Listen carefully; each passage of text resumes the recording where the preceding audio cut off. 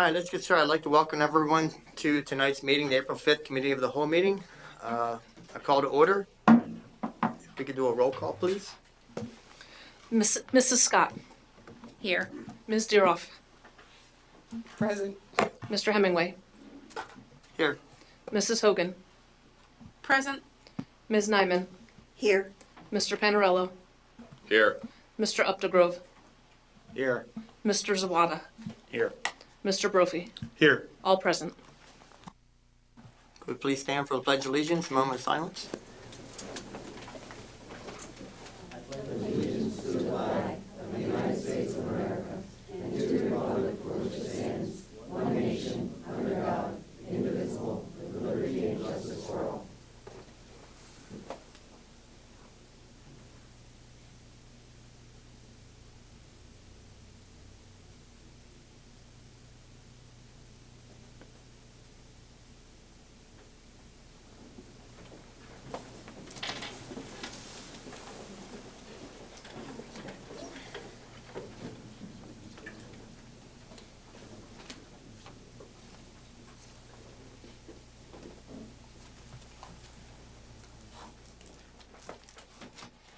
Next on the agenda, we have not had an executive session. Leads us to public comment period number 1. I have a note here that nobody has signed up for public speaking unless they did so tonight.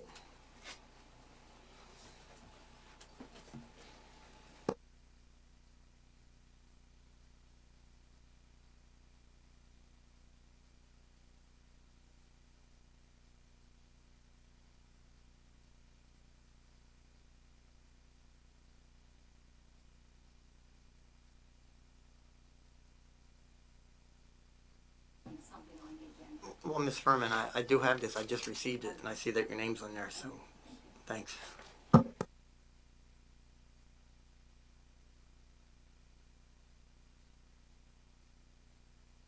Okay, we'll get on to the public comment period, but let me make our statement first. On behalf of the Board of School Directors, I would like to welcome you to this meeting. We welcome your attendance and input from stakeholders to assist us with making recommendations and decisions related to the Boyertown Area School District. The procedures and rules for public participation are detailed in BASH Board Policy 006. This document is available at this meeting and on the BASH website. Participants properly registered on the sign-up sheet will be recognized by the presiding officer. Public comment period number 1 is limited to topics on tonight's agenda. Participants must preface their comments by an announcement of their name, address, and group affiliation if that is appropriate. All statements, inquiries, and comments shall be directed to the presiding officer. No participant may address or question board members individually, administrative team members individually, school employees, or members of the public individually. Note that we value and will not compromise the privacy of our students and staff. Please see us outside the realm of a public meeting if you have a concern about an individual staff member or student. If your public comment includes a question, Ms. Torsha or a member of her staff will be in contact with you to confirm your question and provide you with the information. Comments are limited to 3 minutes, and comment periods are limited to 30 minutes. Individuals may indicate a desire to speak a second time if there is time left in the 30-minute period. Finally, note that we do record our board and committee meetings, and we post them on YouTube with a link on our website. We request that if you do wish to take pictures or record the meeting yourself, you do so in a non-disruptive and discreet manner, and use those materials respectfully and responsibly. So we do have Barb Furman up to speak.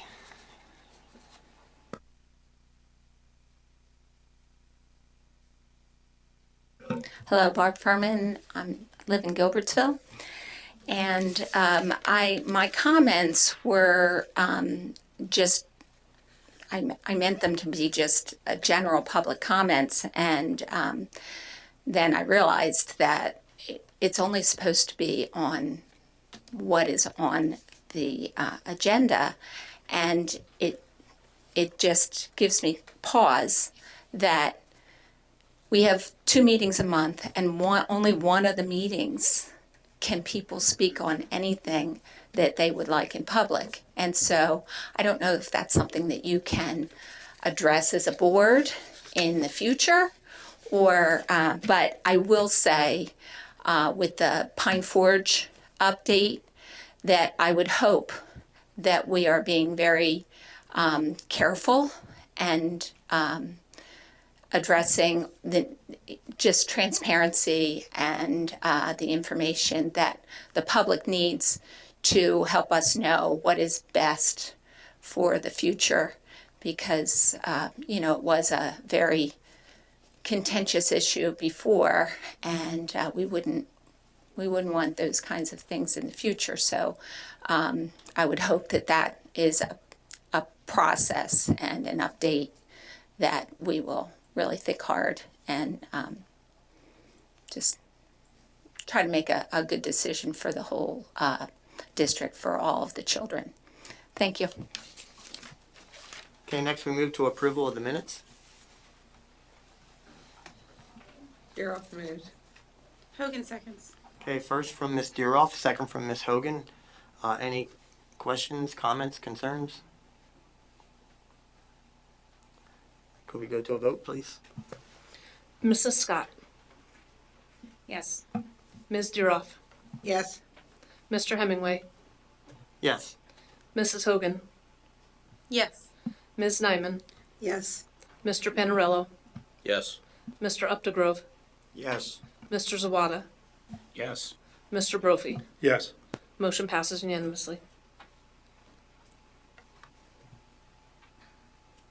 Okay, next would be our recognition student showcase, Exploring with Aiden. Ms. Torsia. Great. Thank you, Mr. Hemingway. Yes. Tonight we are going to be showcasing Henry Aiden Acevedo. And just to give a little bit of a background, the mission of the Boyertown Employment Skills Training Program, otherwise known as the BEST program, is to provide exceptional students with meaningful work experiences within their local community that build upon the functional skills of employment and independent living. The program provides students with on-the-job training and instruction in consumer skills within the school building as well as the local community to assist them with transition to adult life.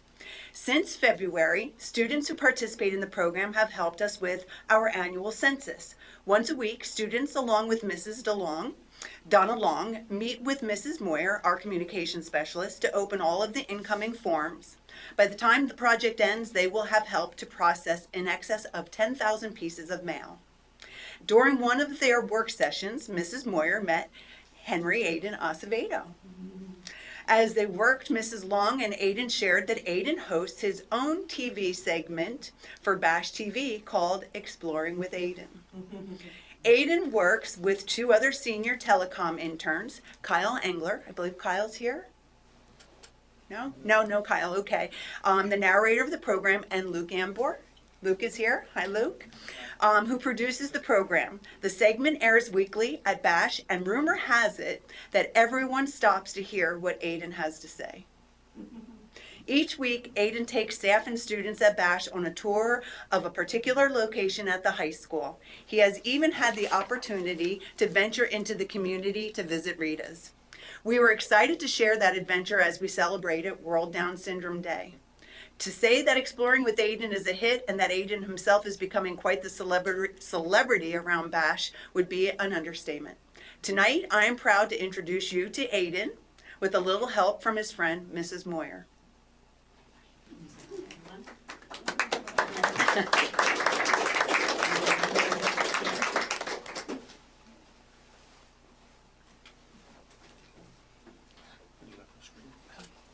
This is the big moment. Guess what you get to do? You get to turn on the microphone. Are you excited? Yeah. Can you say hi to everyone? Hi, everyone. Hi, Aiden. So I've gotten the opportunity to speak at several board meetings, but tonight's really an honor. I feel like I have a new friend in the last 5 weeks.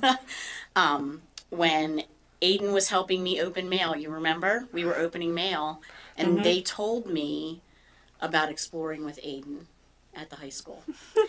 And I had to come back and watch. So Aiden takes his friends and the teachers at the high school on adventures throughout the building, goes in and learns about different areas of the building. And we selected one of his favorite videos tonight. Where are we going to visit, At Boyertown, say hi. At the senior high. And where is the video? In the... Meaning to help those days. And we're going to visit the boiler. Boiler room. The boiler room. Where is the boiler room at the high school? Basement. It's in the basement. And are the stairs open and a little scary, or are they closed and The opening. They're open, right? And there are a lot of stairs. Is it spooky in the boiler room? Yeah, lights on. The lights are on, so it's not spooky. That's right. What do you find in our boiler room? The generator. A generator? Why is the generator special? Make it distribute power. It Or keeps the us- power alarm. For the fire alarms. So it keeps the fire alarms on and keeps the kiddos safe in case the power goes out? Yeah. What about the control panel? Is there a control panel? down there? Green is good. Green is vanilla. That's it. The red is trouble. Red is trouble, and you have to fix things, don't you? So life as a light. A lot of special lights. Should we let them watch your video? Uh-huh. Okay, we're gonna stand here. Can you turn that off? We're gonna watch the video.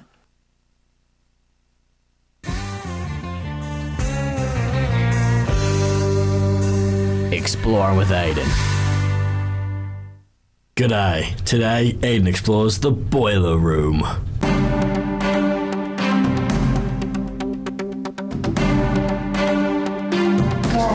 Man, make mine a small. Fruit punch small, please.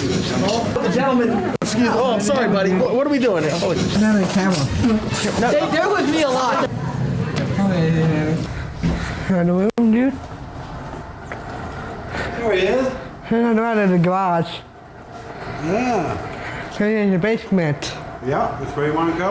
Uh-huh. Okay. Hey, down here, bud. That's the only one that's running because it's not cold. It's pretty fast.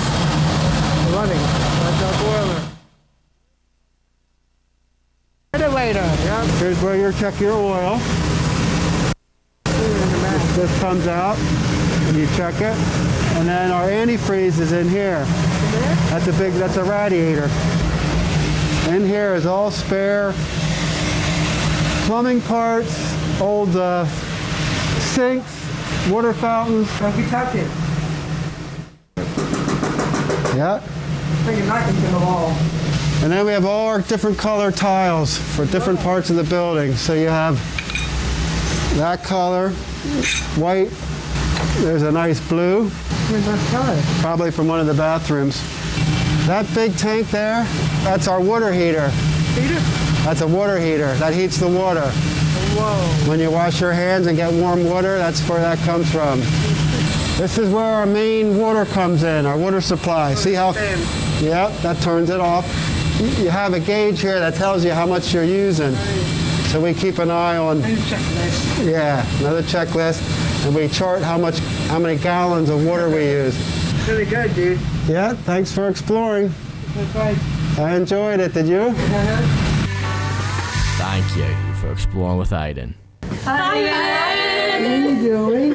Very good. How are you? Very good on the way in the basement. Oh, that's I didn't even know we had a basement. I didn't know we had one. You see you in the camera. I see you. Hi.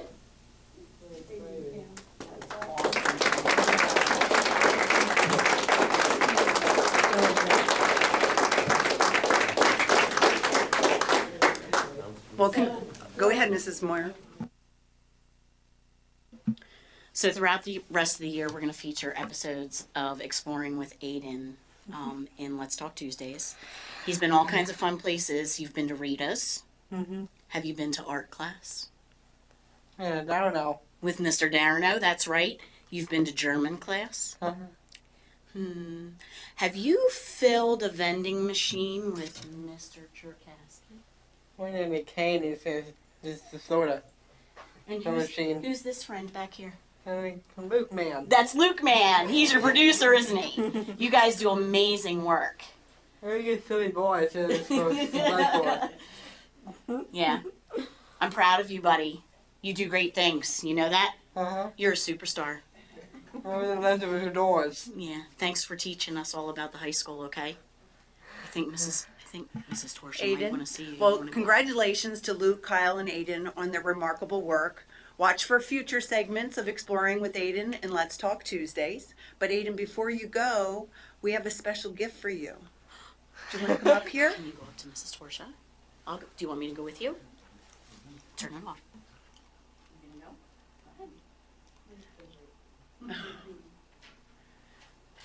So Aiden, every reporter needs a special hat and a press pass to complete their work.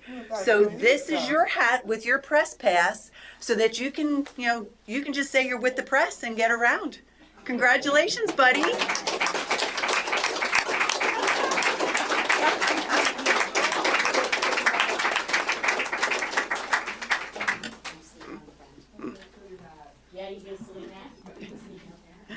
Thank you, Aiden, and I know his family's here, and thank you for coming out. Thanks, everyone. All right, I do want to give one more plug for what's so cool about manufacturing, okay?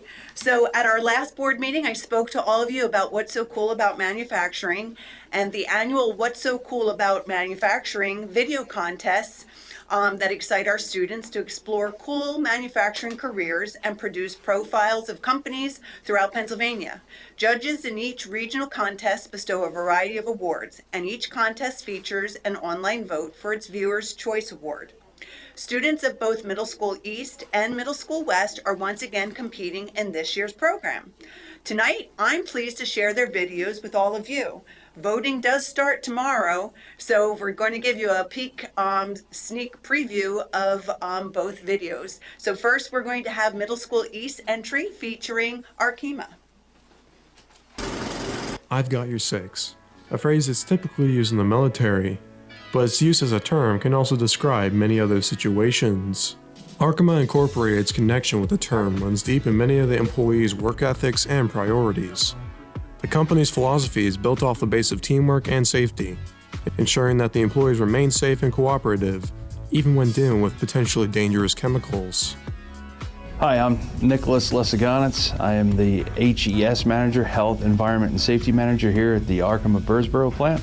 I am responsible for everyone's safety here, and our safety record is really well. However, at any given point, anybody could get hurt. So now I pose the question, if I gave you the opportunity to be the health and safety manager, how do you make sure that 60 people aren't going to cut their finger for one day?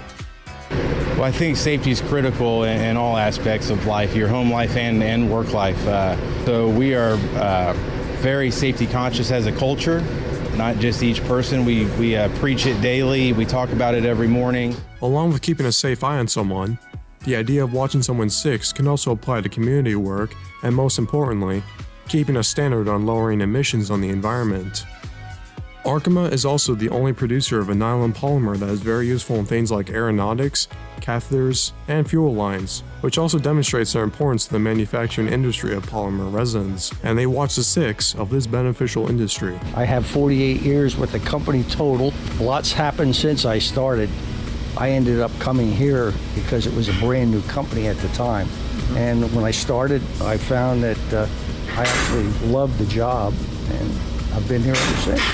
It was a wonderful experience to visit Arkema and see the process of how they make their products, but also the friendly employee culture that we observed, which made Arkema what it is. And a big thank you to Arkema for helping us provide their insight in manufacturing. Qu'est-ce qui est si fascinant avec la production? In French.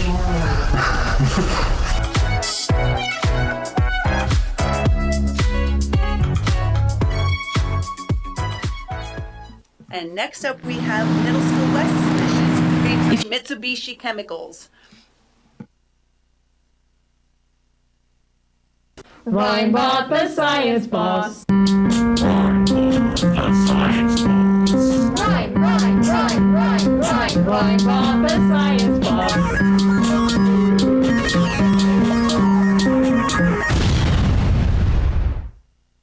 Do you ever wonder where stuff comes from? Stuff like this plastic water bottle, or airplanes, or even prosthetic legs. Well, they all have one thing in common. They are made out of plastic. Plastics are made of things called polymers, which are basically molecular Legos. That means that plastics can be used to serve pretty much any purpose. To find out more, let's turn to the experts at Mitsubishi Chemicals Advanced Materials, located in Reading, PA. picture, like a little Play-Doh press where you have like a little machine, you put a ball of Play-Doh in and you press that out and you get like a shape that comes out. Same thing as extrusion with plastics, where we'll take like little tiny plastic pellets, you put it in an extrusion machine which heats it up, you mix it a little bit, you melt it, and you push it out into a shape. So either rods, plates, or tubes. A customer would buy this rod, and you might make a couple thousand different parts out of just this rod. And those parts will either go into oil and gas, semiconductor, aerospace. Because I enjoy my job and I love my job, and every day I come in here is always a new mission. It's like you don't work a day if you enjoy your job. That it's always moving. There's always something. You always can be better. And then we're in like a really sweet spot as far as a company where it's not too big that I can have an idea and then I can go about implementing it in a very short time frame because the money's available, the time's available.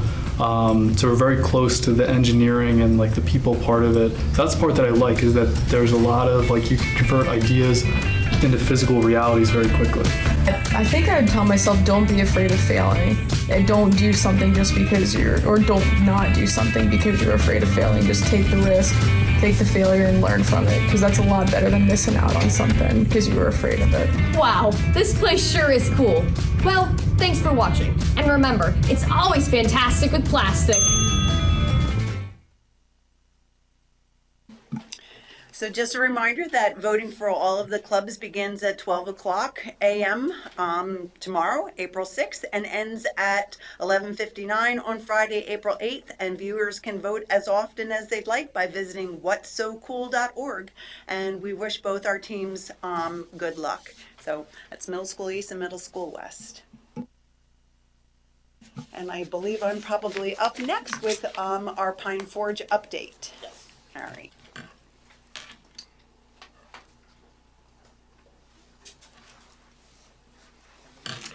Okay. So at the January 11th, 2022 Committee of the Whole meeting, the school board supported the administration in exploring future use of Pine Forge Elementary School. And the potential future use that we shared was for special education classrooms for students with extraordinary needs. These would not be our typical students that would be in our buildings currently. These are students that need additional supports and need a different environment than what we typically provide within the mainstream of our buildings. So we have identified challenges, and the challenges are providing full-time programming in our school buildings is difficult for students who are requiring this level of support, and they are often placed outside of our district. So as we look at this challenge, we know that many of our funds are going to placements outside of Boyertown, and if there's a way that we could keep those dollars and those students closer to home and within our district, we were thinking that Pine Forge might be a option. So the proposal is that we would explore utilizing Pine Forge Elementary to support our students needing full-time programming based upon behavioral and emotional needs. We would initially establish an emotional support classroom and potentially open the program to other districts to pay tuition to have their students attend. Just to do an overview of what our current special education programs are that we do have in our school district. Our Boyertown special education programs include learning support in all buildings. We have autistic support classrooms. We have 2 classes at Colbrookdale Elementary School, 1 autistic support class at Middle School West, and we also have 1 autistic support classroom at Bash. We have life skills support. We have 2 classes at Washington Elementary School, 1 class at Middle School East, and we have 2 classes at the high school, Bash. And lastly, another program that we have within our buildings is emotional support. We have a classroom at Gilbertsville Elementary School, a class at Middle School East and Middle School West, and we have 2 classrooms at the high school. So as we were thinking and moving forward, the identified need was to decrease out-of-district placements of students at the elementary level, specifically. We wanted to develop a supportive, smaller environment that would include additional counseling and behavior support but would continue our academic rigor that we already hold in place here in our school. Many times when students do leave us, sometimes the rigor changes. It's not as easy to transition back into our schools, and that's something that we value and believe is important. The program proposal would be that we would have an emotional support program. Ultimately, we would love to see it be 2 classrooms, but we know that there would not be students enough for 2 to start, so 1 teacher. We would definitely want a board-certified behavior analyst. There would need be for paraprofessionals. We have 4 here, but again, that would grow as the student numbers would increase. We would utilize speech therapist and as well as a school-based counselor. Those are the components that are very important to this type of classroom and to meet students' needs and make sure that they are meeting success. Feedback that we've received from other school districts is that they would also want to see the academic rigor needs to be within the program. Obviously a reasonable tuition cost, because that's one of the things that we're looking at as well. Eventually, they would love to see someone develop a classroom for students with autism as well as emotional disturbance, because many times it is challenging to find suitable placements that can really support the needs of these students. Generalization of skills prior to returning to school. That means that that as they are in a classroom, that they are able to apply everything that they learn within this classroom and take it right back to the typical room, because the goal is always to bring students back to our buildings, not for students to stay or remain in that placement, but there just may be a time period to where they need a little bit more and a little bit more intensive. The other feedback that we've received is that the IU is conducting a survey for additional feedback, and we're waiting to hear if there's anything else from that. Some more information that we received was that preliminarily we have 4 other school districts that would be interested. There are 2 that would consider it in the future, and some schools districts didn't either respond or didn't have an interest in the program. And feedback from the BCIU is that they are interested in exploring utilization of space at Pine Forge for a Head Start classroom and therapy group instruction space for their early intervention students. So building needs, in order for us to be able to get back right off the top, the one thing that we would need to replace is the technology. We would need internet, telephones, the paging system, security related devices, and wireless access points. But right now, that would be the priority in order for us to be able to get back into that building. And a little bit of elbow grease to clean up some of the areas that may have been dusty. And then our next steps would be to determine the financial feasibility of the proposal. We need to meet with the Department of Education, the directive on how to open a specialized classroom outside of the ebb and flow of an elementary school is required. We are playing telephone tag right now with the department. We are also meeting with other stakeholders in the mental and behavioral health fields. And that is what I have. So at this time, we can open it up for any questions.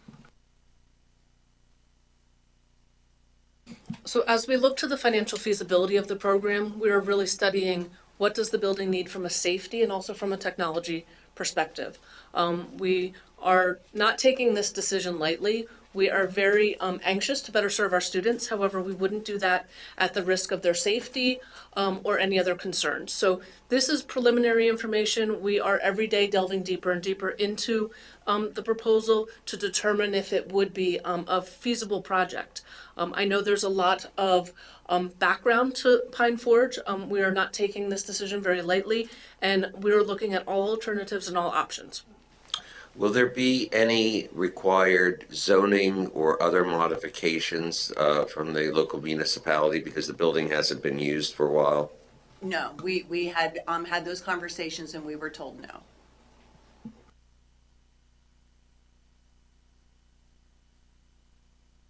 So you're saying that the students that you're looking to bring to this building are not here with us right now? They are students that could possibly be here with us right now, but they could be not staying with us. They would be students that would be looking to have a different educational placement because their needs are greater than what we can provide within our classrooms that we Okay. currently have in place. Okay. And, okay, this is a bug with me. Is there a stigma attached to this for these kids? That's my concern. Like, taking them, I realize some of them go to other facilities because that suits them. And I'd like to know what those facilities are too at some point. We don't have to discuss that now. Just to kind of see, you know, what they do there, that the student needs to go there. So taking them out of our school and putting them all here, and it's all young children, or is it all the way up to, because I'm trying to keep up with everything, but I'm sorry if I couldn't. Right now, we're just looking at the elementary age group, and it would not be all. It would be particular students who really just need a different way of addressing their needs, and that within that building setting, they're just not meeting the Doesn't same. work. They're just not having the same amount of success. And sometimes there's more behavioral supports that need to be in place. It's a different way of going about helping them to meet academic, behavioral successes. Okay, and parents are involved with Oh, these absolutely. decisions? We Okay. cannot do that without 100% parent support. Parents Okay. have to be in the conversation. They have to agree, and it's not something that we would be doing on our own. Okay, and then the other concern I have is just staffing it, because it's not just the teachers. You'll have a cafeteria over there. We would look at satellite, having Okay. lunches brought in. Okay, so package from another school. Yep. Okay, and security. Wouldn't need the same level of security that we have in other buildings. That was part of the IT, the technology pieces, making sure that we have the, using our badges to be able to open the doors. But, as far as security, it wouldn't require, what our full buildings have, like the high school or middle schools. Okay, so I know you can't discuss a lot of the things that you're dealing with as far as an emotional needs child here, but to further understand, I guess for me, just to know what you're, maybe at some point we could just talk Sure. about it a little bit more. Absolutely. And I think my biggest concern was, are they gonna feel like they're being pulled out and different and, you know what I mean, not fitting in, or is it gonna be an environment where they just know they're gonna be welcome, and that's gonna be a parental thing? They're gonna have to look at that as well. Typically, the environment is a supportive environment. The piece that is really great for students within Boyertown is that it wouldn't include a long bus ride. If you're a Okay. student that would be, looking to be in a different placement, staying here within Boyertown, you stay within Boyertown. There's opportunity for to return back to your school, to start a transition program back. There's a lot of things that we would have flexibility in doing, since we would have ownership of, just that intermediary placement for the time that the student may need, those additional supports. So some of them may be there full day, some of them may matriculate back. Possibly, to- and that's the beauty of developing the student's IEP and being able to address their goals and objectives, and helping them to feel as successful as they can. Okay. Yeah. Yep. Ms. Hogan. Thank you. Yes, thank you. So just like for the public's knowledge, can you explain like what the difference between like itinerant like when the level of service that this would be offering, that not all children would qualify? Correct. Yeah. This would be a student that would require emotional support full-time, their full day, that they wouldn't have much opportunity to be out in an inclusive classroom, because there would be something that would be inhibiting them from meeting success within that environment. So if they're having a lot of emotional breakdowns, they would be a student that would be full-time within a special education classroom. So we have full-time students, then we have itinerant level students who students are meeting success and can, be inclusive in their grade level classroom with their non-disabled peers, need, a bit more supports, and then you have another child who's just a part of our mainstream who really can get go about the school or their classes without a whole lot of support, are more successful, can maintain their attention while they are within the typical classroom with their typical peers, and the supports lessen. But students who we're looking at are having just a lot more difficulty of being within that setting, and then there's just so many other supports that have to be in place, and sometimes it impacts classrooms that are nearby. Sometimes it takes away some of the work that the teachers are doing with other students. So it's just a more robust room or class that helps to address the needs and to give more counseling, more supports behaviorally.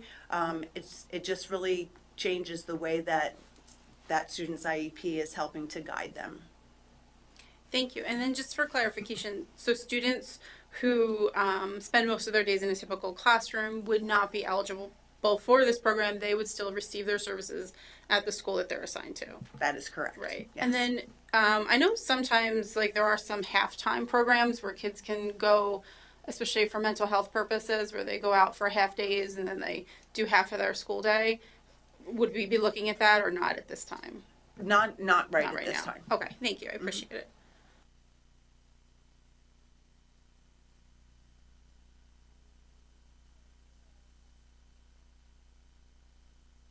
Several questions. One, can we have a copy of that presentation? It would have been nice to have had it in our packet to look over. So I was just going off my brain here, knowing that Pine Forge has been closed for like 2 years now.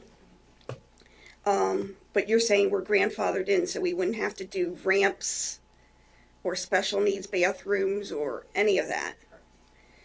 Okay. My concern, though, I know the technology. What about the air conditioning? There's no air conditioning there. We are evaluating the air conditioning, what we would need in order to put in either window units or some other suitable source. We are closely evaluating the electricity of the building to determine if we have adequate support within the electrical panel to provide for that air conditioning. It would most likely start with window units because we'd be starting smaller.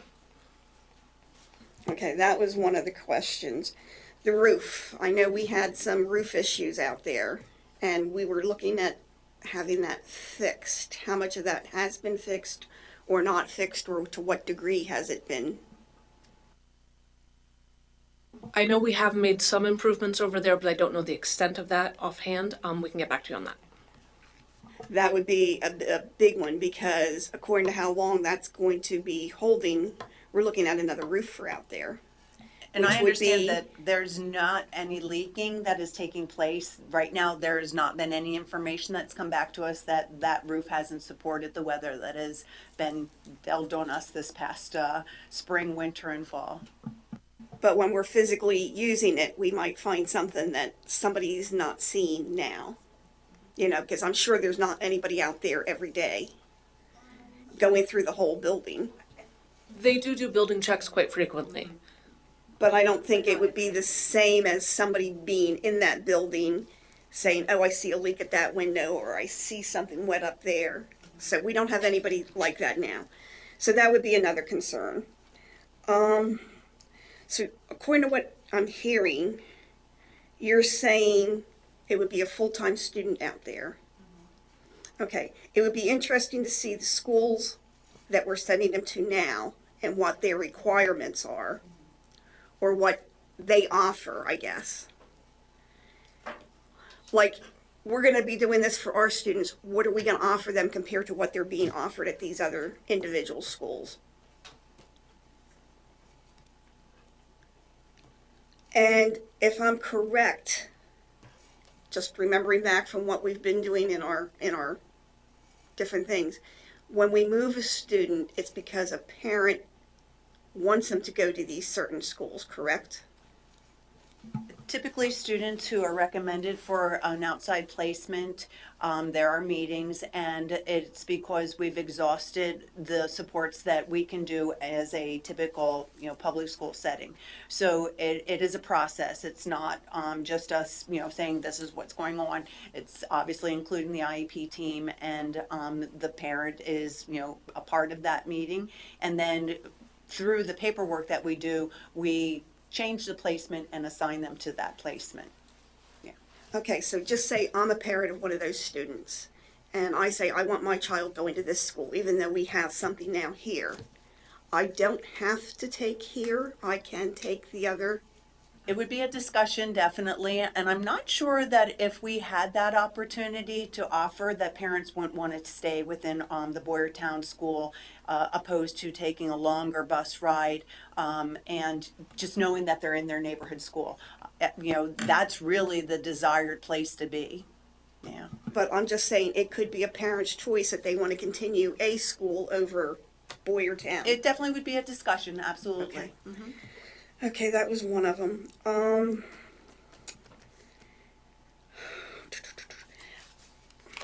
know I had other issues. One of the things I'm looking at is we could be putting quite a bit of money into this school to get it back up and functional. Maybe more than $1 million to get it functional. And we have other schools that are in need of repairs. And particularly, I've been hearing that Boyertown Elementary is desperately in need of some repairs. So my concern is, if we're putting money into Pine Forge now to open it back up, how is that going to be taking money away from our other schools? And that was part of the slide where we were talking about the feasibility. So we are evaluating that. If it would be something that would be, not feasible, it would certainly be something that we would come back to, have conversation with the group, obviously meeting with Mrs. Deeroff as the facilities liaison, and have that conversation. So that's part of what we're evaluating as we move along. And as a board member, I would like to get in there one night to see what that school is actually like anymore. Because I'm concerned about the security of it also. We've put all this money into the other schools. I want to make sure that one's just as safe as our others. That being one in particular. You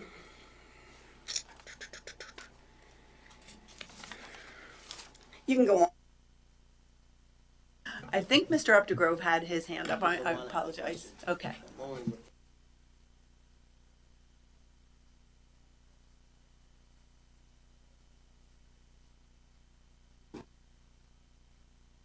Any kind of helping us out on this?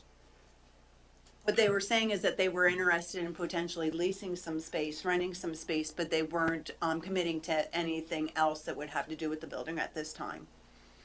Well, I can't see spending the money on that building and moving the children in there, spending the money in it, when we got other projects that we got to address.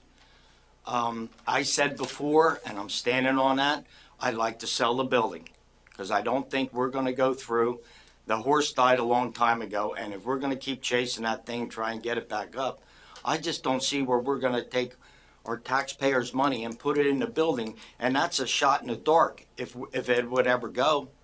I mean, the electric, the roof, air conditioning, I can't see where I'd be a parent and I'd want to put my child in a school without having it air conditioned without a special needs.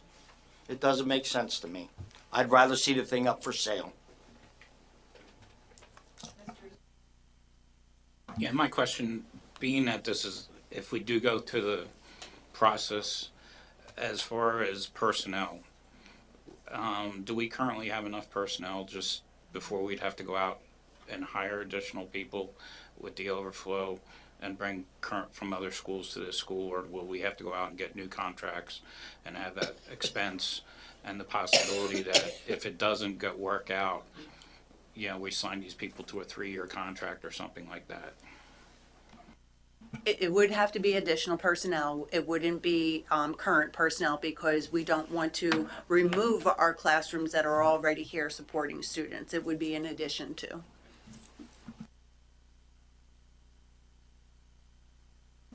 Do you guys have any numbers on what you think you'd be bringing in as far as students? Do you think there's enough students coming to garner us to do that?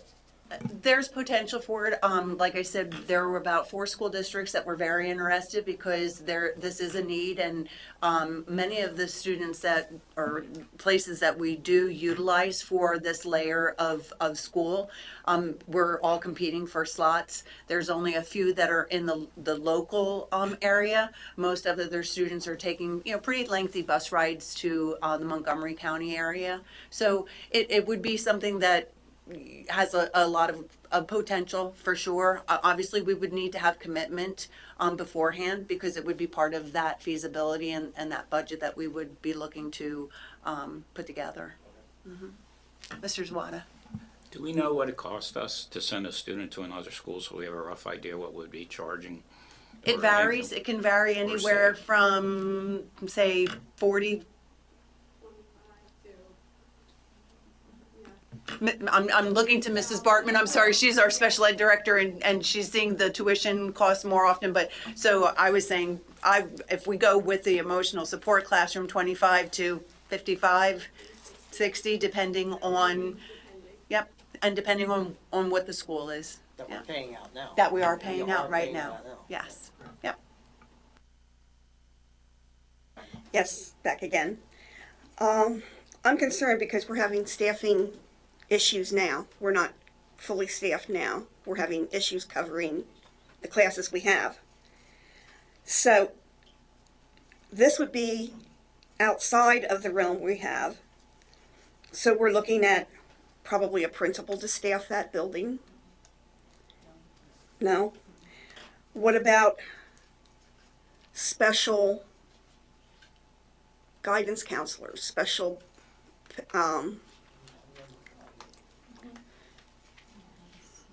So what we were looking at, ultimately, we're not saying 2 teachers to start. We're saying that you would have to start at least with 1 teacher. You would need to have a board certified behavior analyst, some paraprofessionals, again, not 4 to start. It would really be determined upon the number of students. We would be able to use our speech therapist, especially if the numbers were low. If the program grew, we would have to look there, and the school-based counselor would be somebody that is specialized. And again, with the numbers being lower, we'd be able to utilize that resource that we have in place to start. Okay, what about a nurse or somebody who's more qualified, probably even higher than a regular nurse? Just a typical nurse, and that would be something that we would have to explore as well. It would really be based upon student need. We do have some people that within the district that we would be able to change schedules. So we would be looking to utilize what we have within before we would go out specifically in the beginning. Okay, we hire all these people that we can find somebody, and in 2 or 3 years, we can't do it. Now what happens? We have them hired. We're committed.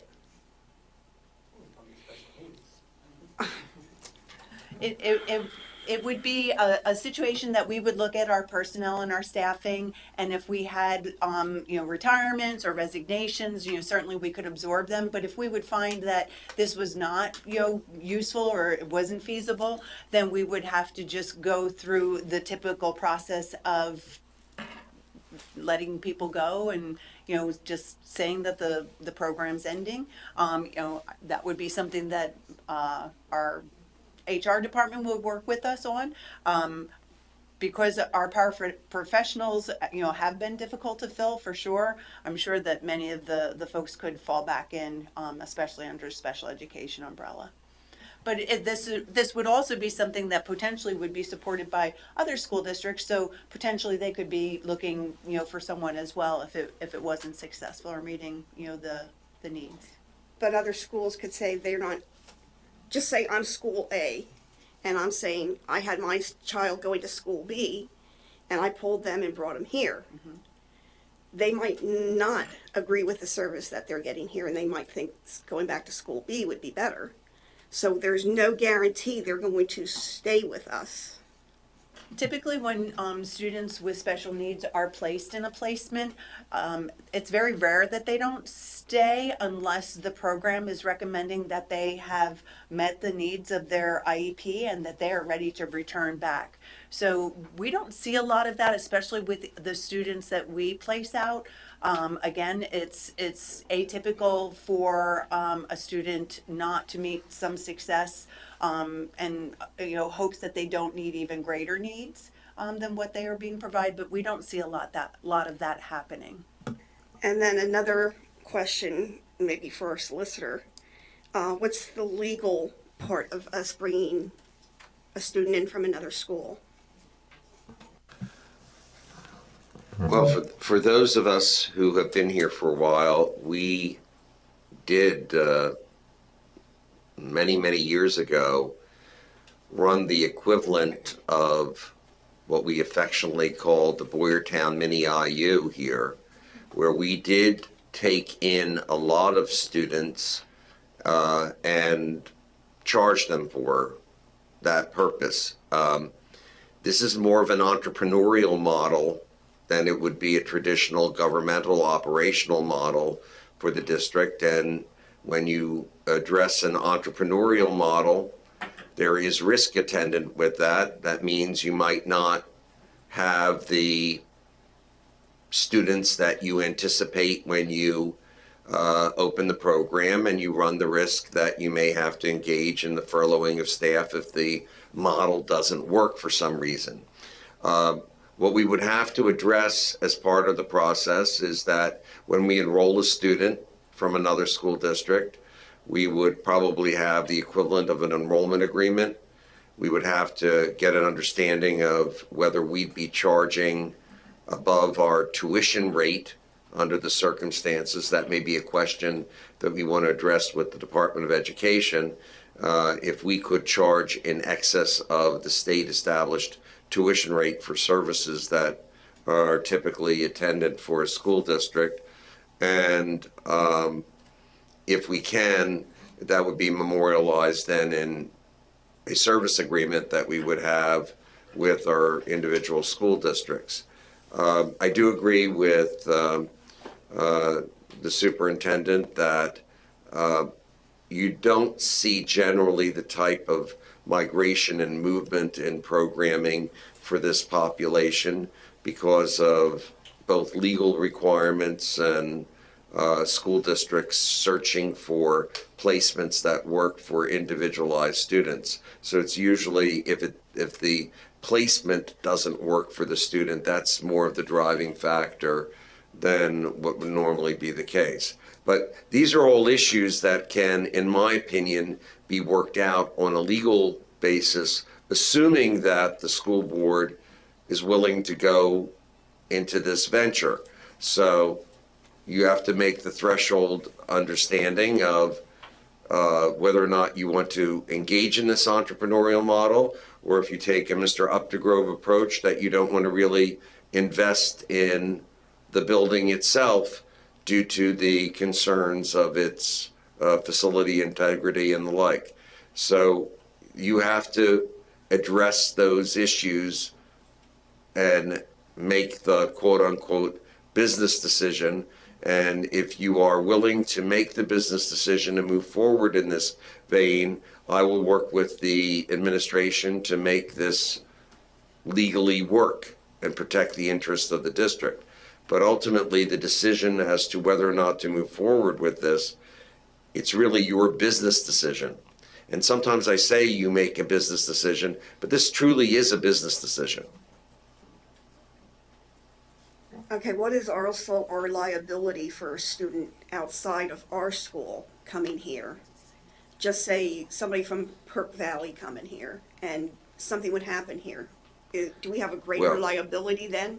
You don't have a greater liability. We, first of all, will buy insurance for that. You have no greater liability than you would have for a student getting injured on premises and the like.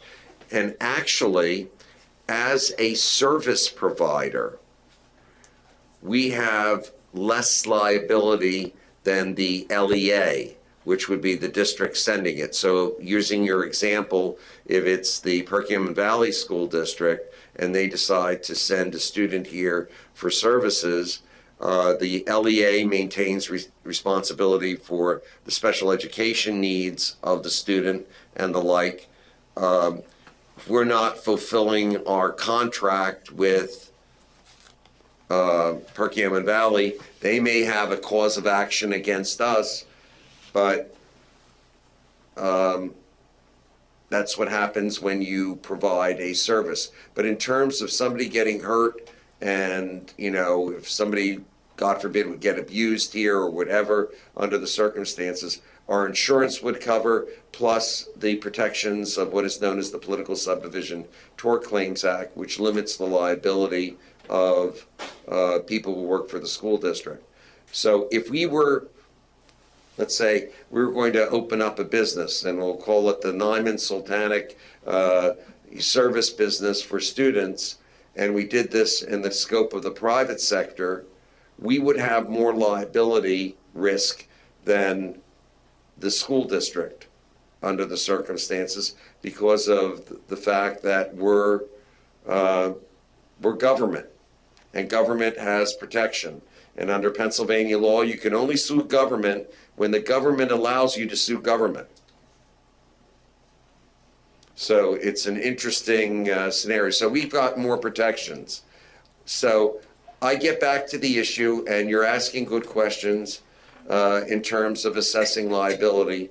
But the real issue is, this is perhaps less of a liability issue, but more whether or not, do we want to get into this business? Do we want to do it?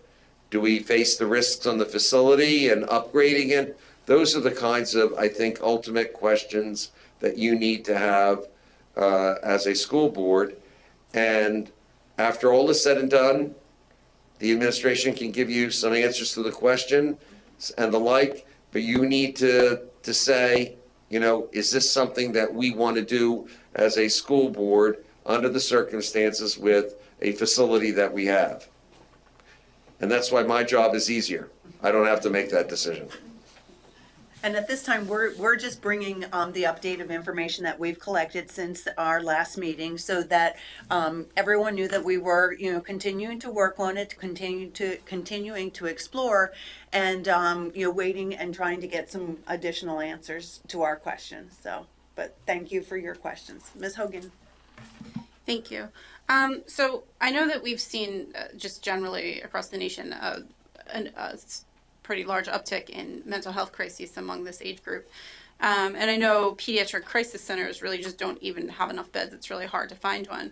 So I was wondering if it's kind of the same thing with educational placements, because it seemed like at least most of, I know from the crisis center perspective, most of those beds were kind of usually for older teens. Do we see that in this as well? I can't tell you that we're seeing an influx of outside placements or that places are getting filled up. Our motive for wanting to look at a way of using Pine Forge was really to keep costs down within our special education budget, to bring students and keep students who have extraordinary needs within our boundaries, making transitions easier, just really trying to figure out how we can go about keeping more funding within our school district in an area that we know we don't get as much money coming in for the mandates and the requirements that we have to provide. So we're trying to be creative and understanding the needs of our student population. With regards to mental health, there's a lot of ideas that I have been going through. I've been reaching out to Creative Health as well to see if they were looking for any kind of satellite area, because we do know that it's taking at least 6 months for students to be seen when they're have self-harm or are in some type of mental health need that just can't be addressed. So there are a lot of those needs, and we're just trying to think about how we can try to keep kids here and support them. But special education and this particular class, as well as autistic support, are some of the bigger drivers of increased special education budgeting. So I guess, yeah, my question I guess would be, do we know anything about what the demand in the market for these seats would be? I feel like it would be, yes. I mean, Mrs. Bartman's back there shaking her head because she's in the weeds of it every day. That we know that people are always looking for different placements, and that we're looking for especially a school connected placement with people who are in the public education setting. I think that there's a different way of thinking about programming and meeting students' needs. Okay. And then have we like, and I know that we're in the preliminary stages, so it's fine if this hasn't been done, but do we have any kind of long-term budget impacts, like projected? We have way too many questions to answer first because we've just, started to develop this proposal. So we appreciate all the questions. They're questions we ourselves have, and we will be sharing more information as we receive it. Okay. I appreciate it. Thank you.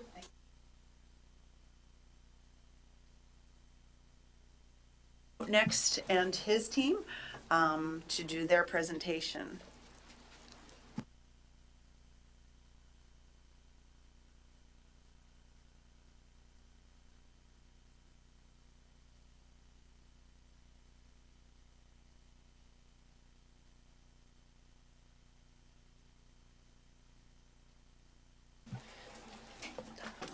I would like to take this opportunity to introduce two very key people to our Office of Teaching and Learning. We often don't get to see the people that are really in the weeds working behind the scenes, but I do celebrate every day that we have our two curriculum supervisors to help support us in the K through 12 curriculum model and what we do within our classrooms. I know there have been a lot of questions about the impact of the pandemic, test scores, how our students are doing academically. And to be honest with you, I do believe there's a lot of misconceptions that are out there based upon the raw data that comes from our Future Ready Index and the scores that are out there. So we have tasked our two wonderful curriculum supervisors to hopefully provide you with an opportunity to have a better understanding of what the scores mean this year. I remind everybody that we are really 2 years into, I guess we're still in the pandemic, endemic. I'm not quite sure what the definition of where we are right now. But really last year was the first year we've gotten back to regular state assessments like we had done in previous years. 2 years ago, the state assessments disappeared. We did not have them. So there's a lot of details that are here in the presentation. Rochelle Town, who is our 6 through 12 curriculum supervisor, and Mrs. Jen Joyce is our K through 8 curriculum supervisor, are going to share details with you. I would suspect that the presentation is going to generate a lot of questions. It's about 8-9 slides. I ask, unless you have a very pressing question, to kind of just go through here the presentation and then hold your questions for the end. So I'm going to introduce our two supervisors. All right, so as Mr. Stout said, tonight we're going to provide some information to you about the Future Ready Index. The Future Ready Index was launched in 2018, November of 2018, and they launched this particular dashboard to create a more comprehensive and transparent view and evaluation of a school's performance. So rather than just having a standalone standardized test score be the evaluation, they wanted to have a more comprehensive look at a school. And so in the Future Ready Index, there are 3 core areas that we are going to discuss and share with you this evening. So academic performance, student progress, and college and career readiness are the 3 core areas that the Future Ready Index looks at. So as you look at the slide on the in the front of the room, it's very much like the dashboard that you would see on the Pennsylvania Department of Education website. So you can access this Future Ready dashboard, and you would access your district, your schools on the website.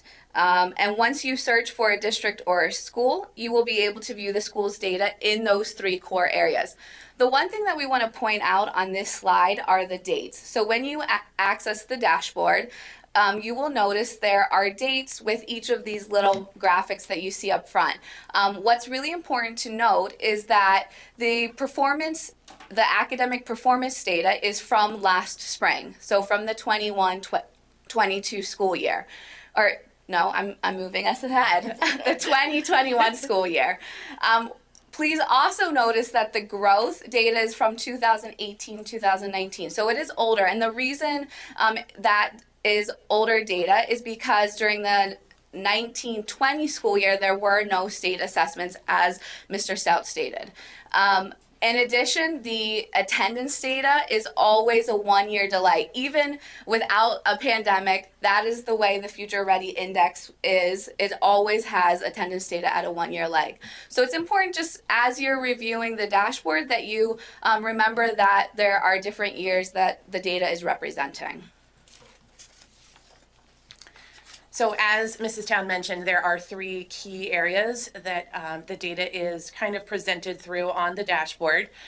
Each of those areas does have several indicators. So again, multiple measures for those assessments that you'll see as we go through the data that the state released for the 2020-2021 school year. So we'll highlight each of these as we're going through. As Mrs. Town noted, there is no growth data from the past year, so that is one piece that will be left off, so we will not discuss that very much. But we are going to start with those state assessment measures, or the academic performances, which is the one that is most commonly known by all of our stakeholders. It's the one that's typically published in the paper, so it's the one that comes out to the forefront most often. Before we jump into what our results are, we wanted to really break down those state assessment measures and explain what those 2 academic performance measures are. So the first one is really a benchmark level for all students in a grade level. It's the percent of students that were proficient or advanced. So how many of our students met the benchmark for the grade level set by the state? An example of this, and we tried to connect this to something that maybe would make it clear, because as we keep going through, really it's easy to get kind of misled by where some of this information is. But if you think back to PE class, and when you had to do a vertical jump where you were just standing in one spot, had to jump straight up and touch the wall or touch the marker, an example of a benchmark for our school board members would be that all school board members would reach the 7-foot mark when doing a vertical jump. We'll pause for a second. So let's just say that's the benchmark. It doesn't matter who you are, where you live in the state. As school board members, that's the expectation. You're going to hit that 7-foot mark. So that benchmark is set for all of our students at their specific grade levels. When we look at growth, what we're looking at is an actual goal being set for individual students. So the state takes into account all that they know about a student based on previous testing history. This is why we don't have that growth data this year, because we have a gap in the testing. So an example of that would be Mrs. Torsha, for example. Her goal might not be to meet that 7-foot mark. It's going to be that she just hits a 6-foot vertical jump. Based on what we know of her, the state decided it's only going to be 6 feet. Miss Dina Cola, though, because of what we know of her, she's set actually above a 7-foot mark. We're expecting her to reach a 7-foot 8-inch vertical jump, which is a lot higher than what we're expecting from Mrs. Georgia. But still, we would set that individual marker based on what we know of those individuals. And again, that's out of our control. That's set by the state and based on all the data they've collected over time.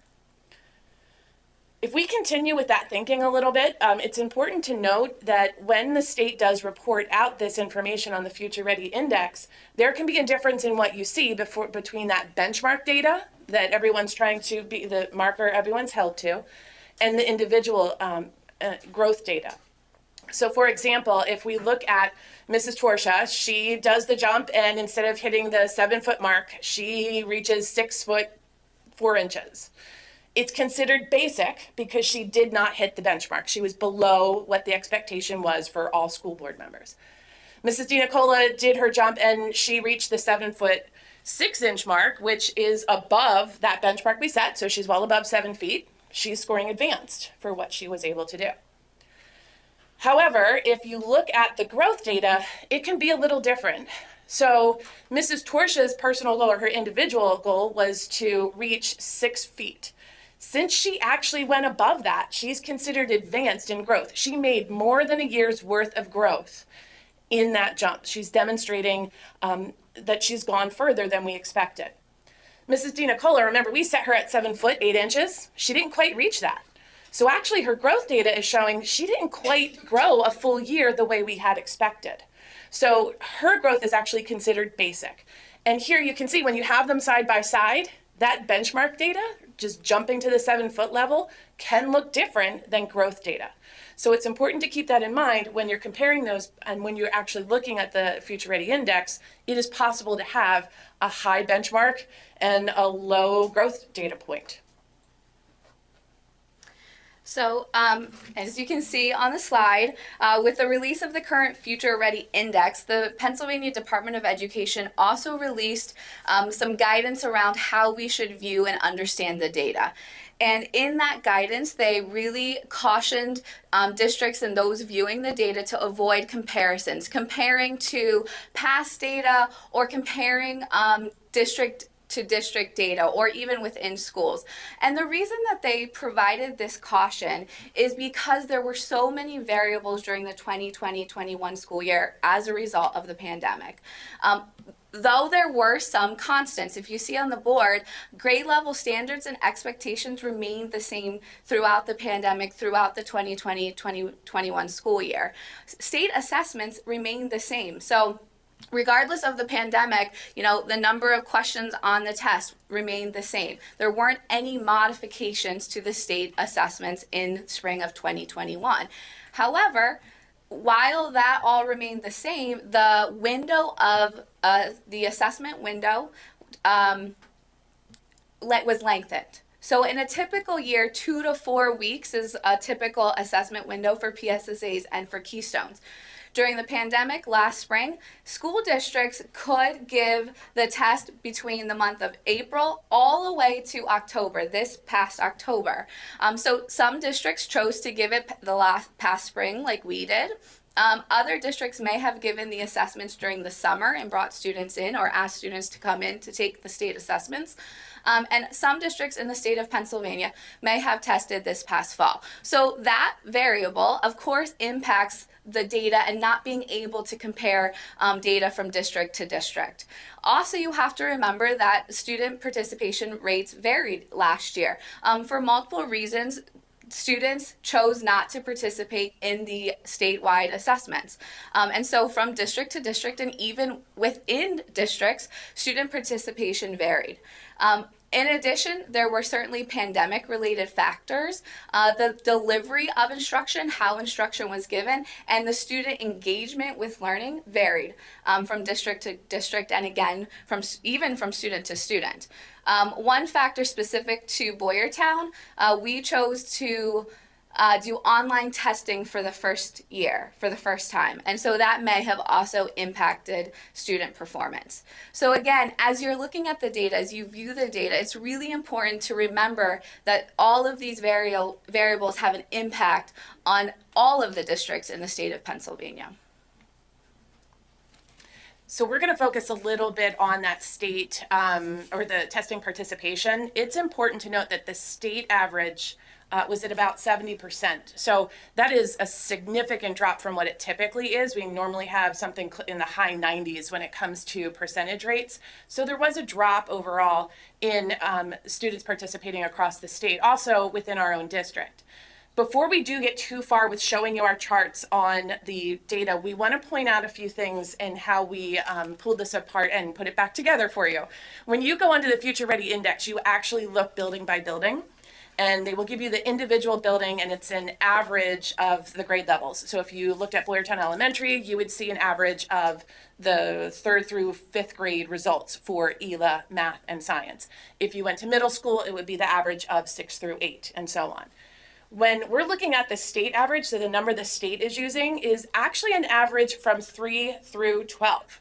So when you think about that, it does give you pause in how you're comparing those numbers, because we're actually comparing PSSA tests to Keystone test and lumping it all together in one average. So what we did to better give you a better comparison is kind of average it for ourselves as well. So we went to each building, took those numbers, and created our own average. So we could really hold it against the state average and give you an overview of where we sat according to the state numbers. Again, more of that apples to apples comparison. So across the first row, you see the state average again for state participation. It would be the same on every building you clicked on at 71%. The average, we did break it down a little bit between our elementary and middle schools. We were at about 70%. We pulled out Bash because the number we saw in there was actually significantly lower than our own results. So the data we received back, it's a giant spreadsheet that I get to play with.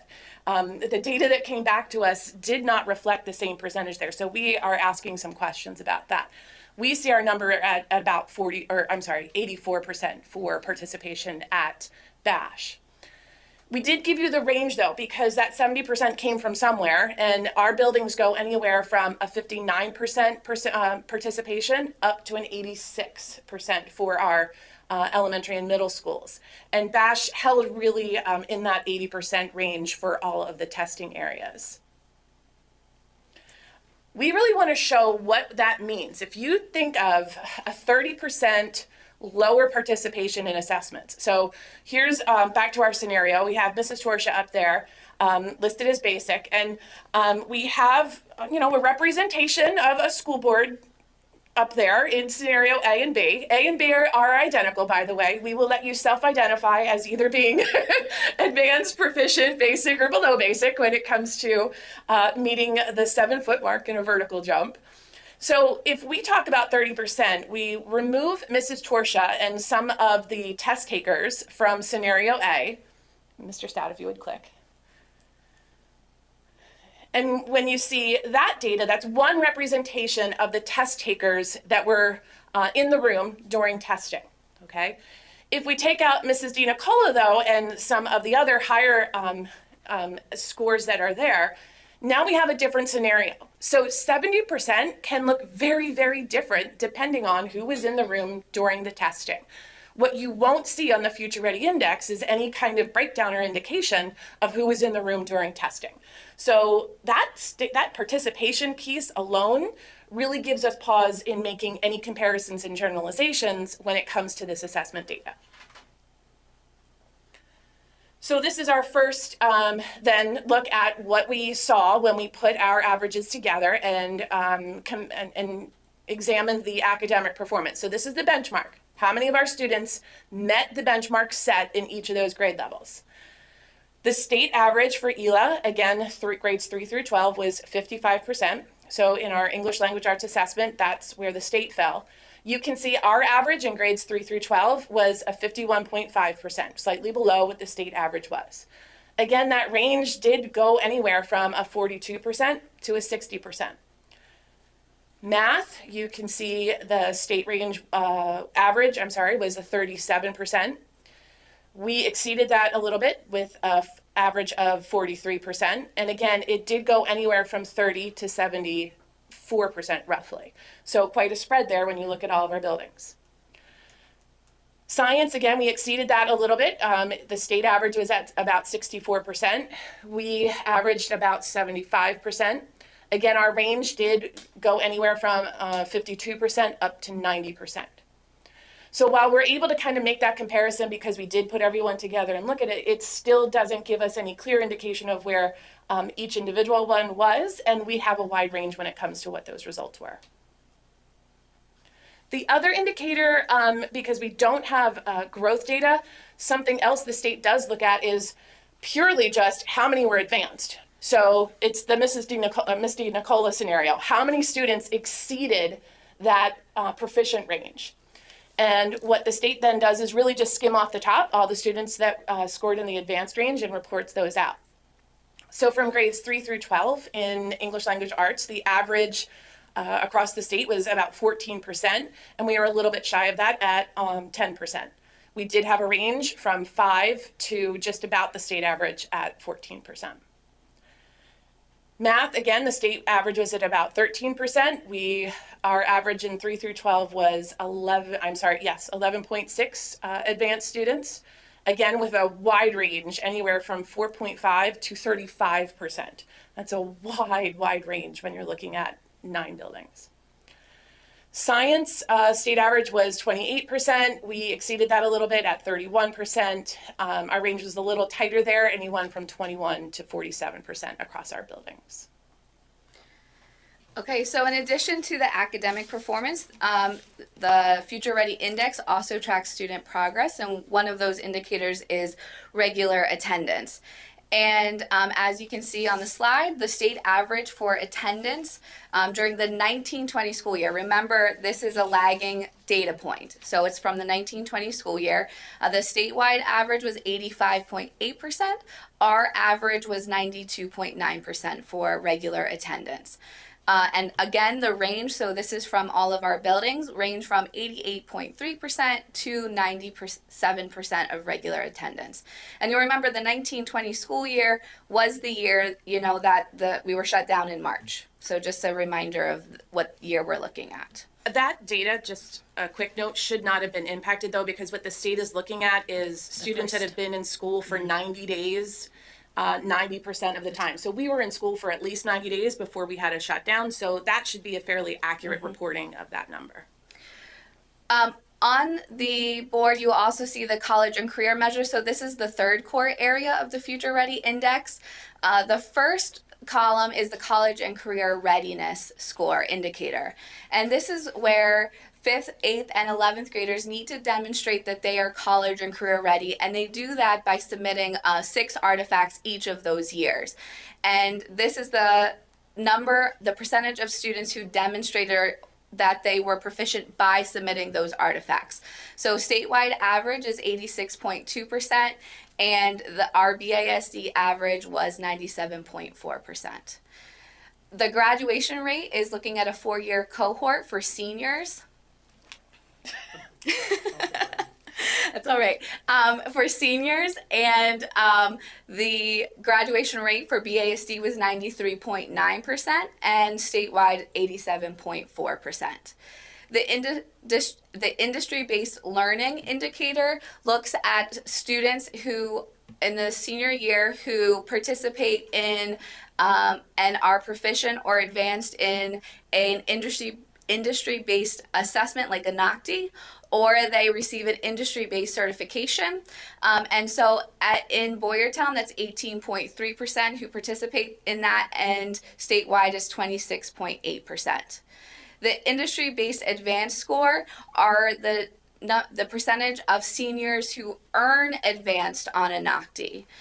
So 4.7% of students who take the NOCTI earn advanced at Boyertown, and 1.9% do so statewide. The rigorous courses represent the percentage of students who take a rigorous course during their high school years. And a rigorous course is an advanced placement course, a CTC concentrated course. And so at Boyertown, that's 65.8%. Statewide, the percentage was 57%. So as we've been saying, and as Future Ready says, as you can see, that it's only one piece of the puzzle, right? This data, the Future Ready Index, is really just one small part of the picture of what we do in Boyertown. And what we do, we support our BASD students through so many different ways. Despite the pandemic, in spite of the pandemic, we continue to support our students. Our teachers focus on the essential standards, those standards that are foundational, that are critical to student success. Our teachers are using data-driven instruction. They are looking formatively every day at assignments and tasks, looking at classroom local assessments, and they're using those to drive instruction and to meet our students' needs. They're using that data to form small groups when necessary. So when we're looking at specific students' needs, small groups are formed in order to address specific students and their specific needs. We also look to support our struggling students. So through the response to instruction and intervention, we have teams of teachers who identify struggling students and who support them through this intervention. And also for the second year, we will be doing an intensive summer intervention program for these struggling students as well. And then finally, and I think very importantly, we, of course, our staff continues to connect with students. And really, this is really important because we know we need to meet the needs of the whole child. And we recognize it is really important that our students have that positive mental health. And so we continue to build those connections and build relationships with our students. So finally, as we look at that data and factor in all of those variables and what has impacted those results, and the caution from the state alone in how we view those results, and the caution in making comparisons, when we look at moving forward, we really are just continuing to support the work of our teachers as they continue with identifying what those needs of our students are, both for students that might be struggling and for students that are ready to move on. We have both ends that we are addressing as we're working in classrooms. And in no way, shape, or form does that data that you see reflect all the hard work and effort our staff and students have put into learning through a pandemic.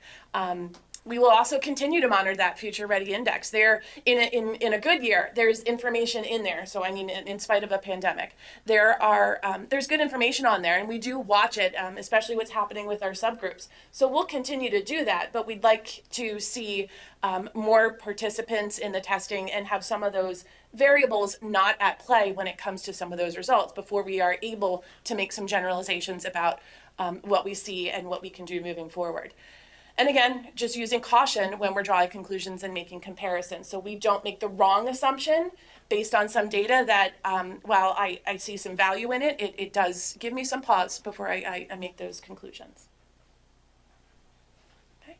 So that's the end of all we have to share, and this would be a good time for questions if there were any. Mrs. Torsha, I'll let you call on folks. Mrs. Hogan has a question for you. Thank you. Just a quick question.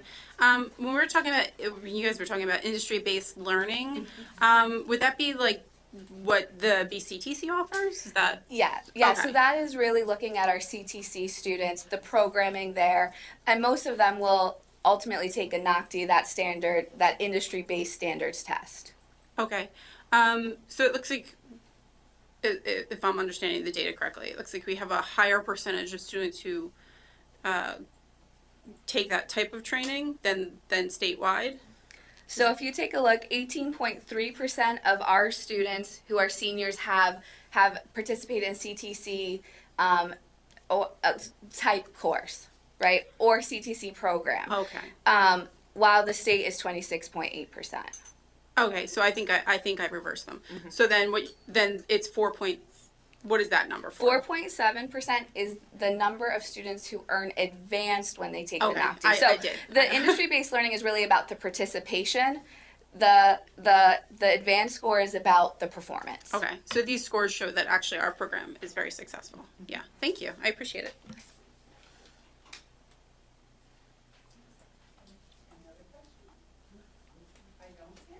Okay. Thank you so much. Thank you. Thank you for that.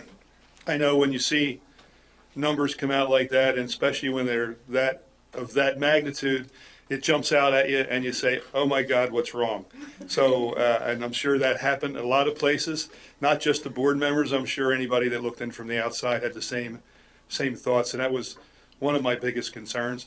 Thank you for that explanation. It's not an oh my God moment. No. It's just something we're moving forward on. We know we have work and we're going to do that, but it's not, we haven't gone off a cliff. And that's the one thing I wanted everybody to understand, that don't throw the water out. So thank you. Thank you. Next up, Mr. Hemingway, I'm going to ask that the Board of School Directors approve the consent agenda as presented.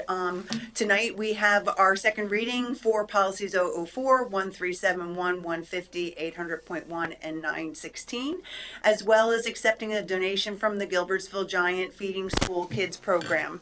So I am looking for for you to approve the consent agenda. Deeroff moved. Hogan seconds. I saw Ms. Deeroff and Mr. Updegrove second. Go right to a vote. Mrs. Scott, Yes. Ms. Deeroff, Yes. Mr. Hemingway, Yep, yes. Mrs. Hogan, Yes. Ms. Nyman, Yes. Mr. Panarello, Yes. Mr. Updegrove, Yes. Mr. Zawada, Yes. Mr. Brophy. Yes. Motion passes unanimously. And next, I would be looking for the administration is recommending the Board of School Directors to approve the following personnel actions, including resignations, employment, appointments, change of status, leave of absences, and supplemental contacts as per the attached and as presented. Deeroff moved. Brophy seconds.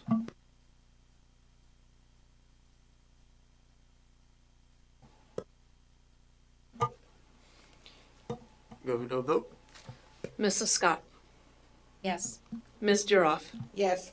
Mr. Hemingway, Yes. Mrs. Hogan, Yes. Ms. Nyman, Yes. Mr. Panarello, Yes. Mr. Updegrove, Yes. Mr. Zawada, Yes. Mr. Brophy. Yes. Motion passes unanimously. I'd like to take a moment just to congratulate Mrs. Lisa Dorenzo on her appointment as the Washington Elementary School principal, and welcome back to Boyertown Area School District. So, thank you. That completes my report. Okay, let's just check in with our committee liaisons. We'll start off with Ms. Hogan, BCIU. Thank you, Mr. Hemingway. So, the BCIU is celebrating its 50th year of service this year to the districts in Berks County. It's very this April. It's very exciting, and I will be attending a COLA meeting this Tuesday. So that's really all I have. Thanks. BCTC attended the meeting last month, and it was pretty cool. As most of you may know, I am a horticulturist, and we actually got the opportunity to tour the horticulture department of the facility, and it was fantastic. I had a great evening. Still getting my feet wet, seeing what the facilities have to offer. Actually did get my feet wet. We explored the tilapia tanks, which I had no idea we grew tilapia in our Botex. So there's a lot going on there. It is a fantastic facility. The staff seem very engaged. So again, look for great things coming from. Well, obviously our numbers showed that it's exceeding, and it's going to be our job to make sure that gets even better. Curriculum. Nothing at this time. Mr. Off Facilities, thank you for being engaged in that presentation for Pine Forge. But if you have anything else to add? There's nothing else to add, except I look forward to continuing all the research and get the program underway. It's desperately needed. And we did this before, very successful in the years past. It made a lot of difference to the students. Thank you. Mr. Brophy, Finance? Budget, moving for the budget continues, so nothing to report at this time. Patty, Mr. Denicole will take care of that, I guess, at one of our future meetings. One thing also on the, I want to follow up with what Mrs. Deeroff said. This might sound like an enterprise going out to do this. We got to start thinking different. Our sources of revenue are not getting bigger, but we still have to maintain the school, and we still got to move forward. We still got to provide the education we need to provide. So thinking in the normal box is not going to work. So this is something, do we know going forward we're going to continue with it and do it? No, we don't. But that's why we're investigating it. That's why we're going to look into it. It's got to do a couple things. One, It has to pay for itself. That's the first thing. We're not going to take it something that's a deficit. We're not going to take it in-house when we can do it cheaper outside. But secondly, it keeps the kids in the district, keeps them closer to home. It keeps them in the Boyertown culture. If we can do that, that's a great thing. If we can do that and make money, that's even better.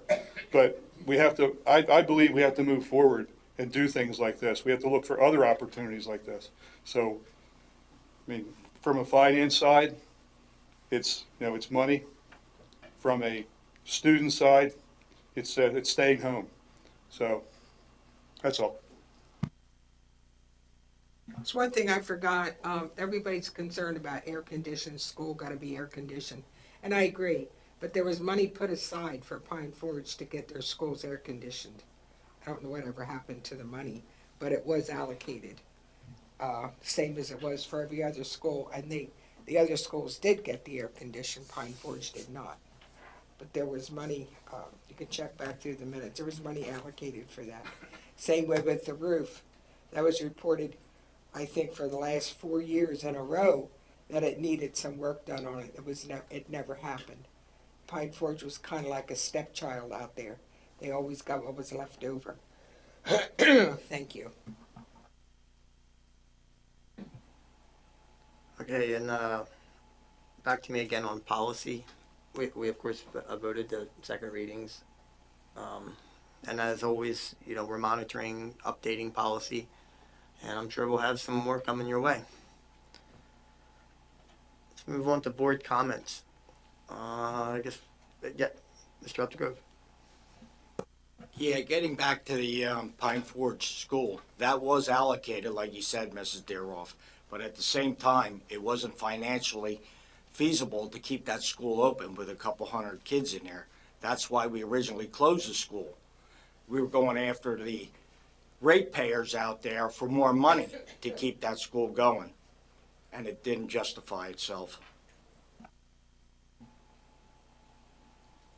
Okay, I'd like to move on to board comments. I'm sure we're going to have lots of discussion on Pine Forge after administration has the opportunity to make their analysis and make their recommendations. Ms. Deeroff would give you the opportunity to respond. The only thing I can say is that's not quite the whole story, but different administration, different board. That's all I have to say. Thank you. Okay, well, that's something I'm sure that we'll explore. So, Mr. Zawada, a board comment or? Real quick on the Pine Forge. Sure. We're looking as this as being a business, but we're also looking at a small scale. We're not looking at opening the whole school. We're looking at doing 4 to 5 classrooms. I believe by putting some of the equipment back into the school, especially on the technology side, it'll add value to what the school's worth now. Right now, I've heard different numbers and from different people, and it's just a drop in the bucket to what we have a chance to possibly bring into the school district.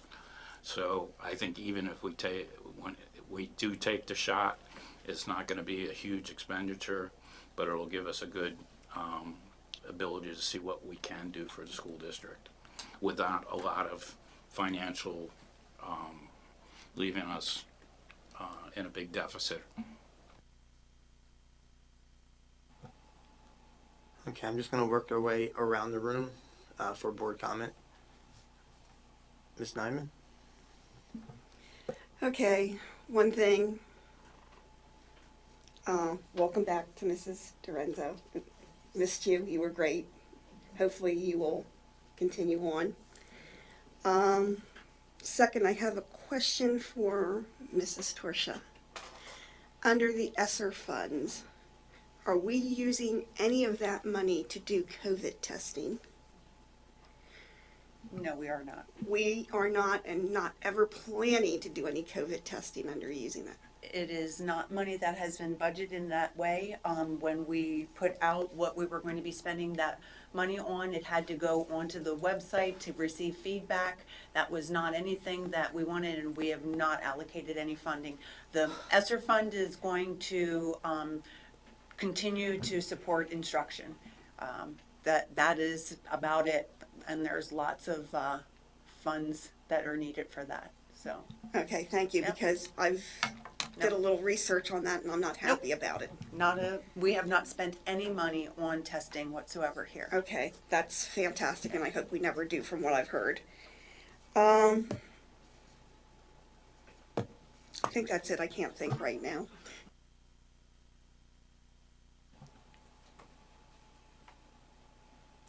You done? I said I think so. Okay. Mr. Updegrove? Ms. Hogan? Thank you, Mr. Hemingway. I just wanted to thank Aiden for his amazing production and his production staff he has. It was really great. It was really awesome to see. And thank you to Mrs. Torsha and the administration for highlighting that. I think it's really important. I wanted to also thank Giant for being a great community partner and for providing us that donation. And then I just wanted to also voice my support. I think Mr. Brophy has a really great point about the budget and budgets moving forward and funding. And I think that's something we really do need to think about as a board as well. So I appreciated that comment. And that's all. Thank you. So yeah, I really appreciated Aiden. I wonder if I borrowed his hat, if I could get into the White House or something as a press corps. I don't know. Probably not. But so I appreciated that. That was great to have him here tonight, and that was a wonderful thing. And the manufacturing was fun too. So it's neat to see the kids and what's going on. To me, anyway, that's really important to me. So I appreciate that, and thank you for the presentation. I know there's more to come. I don't know where I sit with all of it, and that's good because I don't want to make the decision today. We don't have the information, but certainly I know more is coming, so thank you.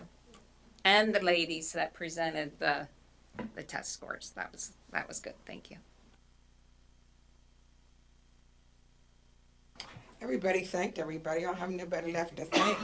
But I'm so excited that Mrs. De Lorenzo is back. Makes me want to go back to school in elementary. You're always welcome. The other thing is, You may regret that. I don't think that was very nice. It wasn't. It made me forget. The other thing I wanted to say was, I also want to thank Giant, and I know we're always looking at our budget, but those little certificates of appreciation don't really cost that much. I would like to suggest that we give them one. I think it would, sometimes the littlest thing means a lot, and I certainly appreciate their effort. They wouldn't have to do that. So I think maybe might even be able to get a frame out of that too. How about if we invite them here and acknowledge them, because they Oh, I thought you continue were going to. to send me over there and they'd be sorry. We could do that as well. I'll drive you. We'll No. discuss later. We'll That take part's care of not a- recognizing. That part's not a problem. No, but I think that would be something, it's just a suggestion. Thank you very much, and I hope to see you soon. We'll do lunch.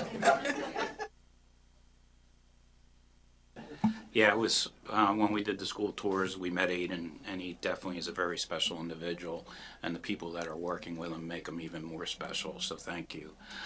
Just for public information, I have sent email to all the board members. I'm working with New Hanover Township right now to try to alleviate a situation that we have at New Hanover Upper Frederick for the parents that seem to line up along Hoffmansville Road and makes it very scary. It becomes into a blind spot and they don't seem to want to slow down. So I'm working with the township manager and he will put together some kind of proposal for me to present to the board. And hopefully we can alleviate that situation. I talked to Ms. Torsha about it. We give the parents a certain time frame to be there, and they all seem to be a half an hour early. So we now have 50, 60 cars extending out onto New Hanover, or Hoffmansville Road, I'm sorry, and it's not safe at this point. So that's why I just wanted to let people know that we are trying to work on that.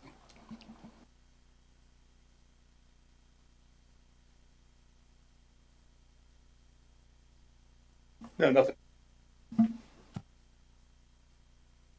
I just wanted to let everyone know that we were at the Tri-County Progress Dinner, Boyertown Area Progress Dinner last Wednesday evening, and I had the honor of giving the award to the Medicine Shop to Ed and Terry Houdon for their work that they have done in the community with respects to the vaccines. So just wanted to give a plug there, and also acknowledging the group of people that Allison Moyer, our communication specialist, had wrangled together to make sure that those clinics were successful. So it was a nice opportunity, and Boyertown was recognized as well with our role there. So it was a great opportunity last Wednesday. So thank you, Mr. Hemingway.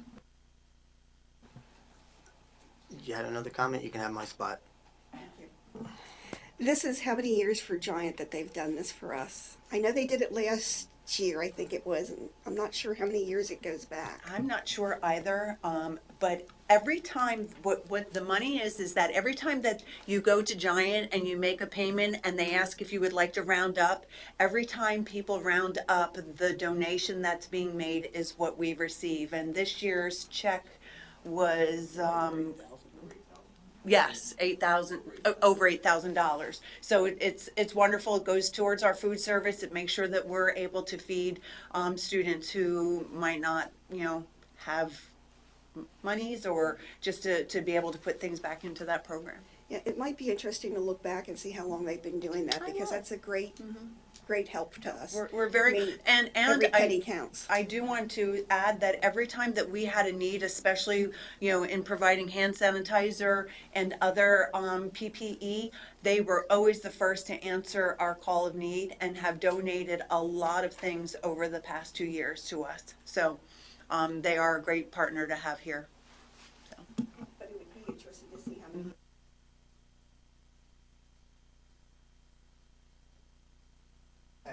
Yeah, just to clarify, so Giant, that donation is only for a limited amount of time because they do donate to other charities throughout the year. So right now, like if you round up, your donation's it's going somewhere else. I'm not sure if it's something that happens for the whole year. It runs from a certain period. Okay. It does. I know this because I shop there, and it always says like, oh, you can round up to go here, but it'll tell you like on the screen. And then I know that they transitioned to this program a few years ago, because before this it was like you could turn your receipts into like your local home and schools, and they were donating the money that way. And then they just transitioned, and I think it was like 3 or 4 years ago that they transitioned into this program. So, thanks. Okay, can we go over any upcoming meeting dates? We have April 26th, the Board of School Directors meeting will be held here at the Education Center, and then our 2 meetings in May are May 10th and the 24th. Okay, I'd like to just thank everybody for coming out tonight. Congratulations. I'm looking for a motion to adjourn with Ms. Nyman, and seconded by Mr. Updegrove. This meeting's adjourned. Thank you, everyone.